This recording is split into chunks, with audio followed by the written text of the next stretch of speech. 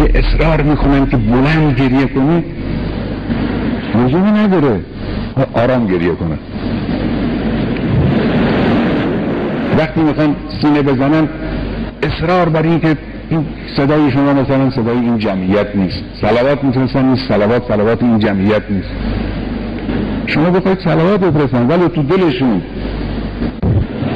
این درست نیست، چون اشک گرفتن از مردم هدف که نیست.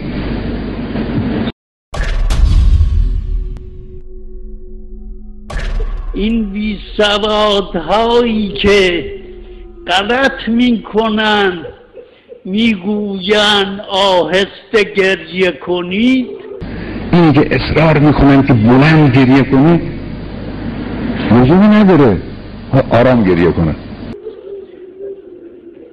امام ششم رئیس مذهب حدیث این حدیث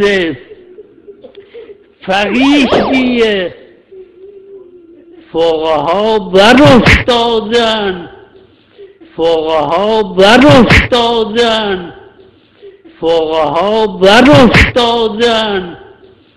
فقیه ناینیه،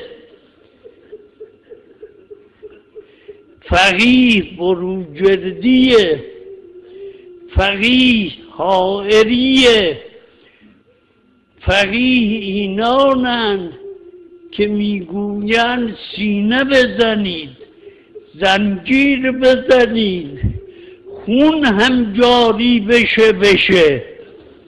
اینه فقیه، فقاهت اینه. آهسته گریه کن. این غلط ها چیه؟ این که اصرار میکنن که بلند گریه کنی لزومی نداره، آرام گریه کن. آهسته گریه کن. این غلط ها چیه؟ سیحه یعنی چه؟ سیحه عبارت از شیون. سرخه چیه؟ سیحه شدید سرخه است. امام ششم میگوید خدایا ترحم کن بر اون شیونهایی که بر ادای ما از این مردم سر میزنه.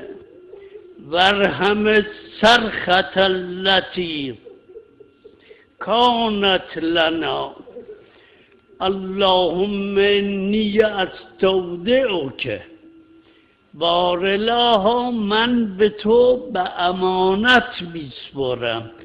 دیگه قوقایی از بحث اینجا.